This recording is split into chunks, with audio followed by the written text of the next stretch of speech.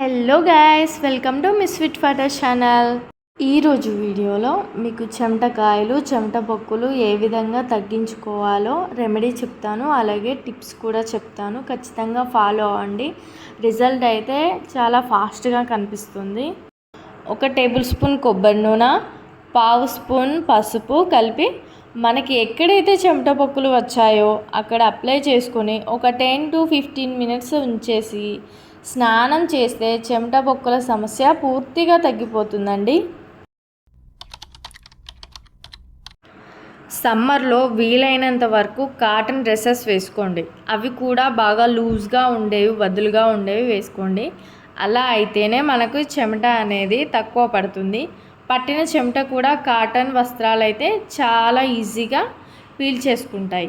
దీనివల్ల మనకు చెమట పొక్కులు అనేవి రాకుండా ఉంటాయి. మనకి ఎక్కువగా చెమటకాయలు అనేది చెమట మన శరీరానికి అంటిపెట్టుకొని ఉండడం వల్లే వస్తుంది. అందుకని వీలైనంత వరకు రోజుకి 2-3 సార్లు స్నానం చేయడానికి ట్రై చేయండి. ఈ విధంగా చేస్తే చెమట పొక్కులు అనేవి రాకుండా ఉంటాయి. వీటన్నింటితో పాటు వీలైనంత వరకు ఎక్కువ వాటర్ తాగడానికి ట్రై చేయండి. ఎక్కువ వాటర్ తాగడం వల్ల ఒంట్లో వేడి తగ్గించుకోవచ్చు, ఇంకా బాడీ డీహైడ్రేట్ అవ్వకుండా కూడా ఉంటుంది. ముఖ్యంగా చెమట పొక్కులు రాకుండా ఉండడానికి వాటర్ అనేది యూజ్ అవుతుంది.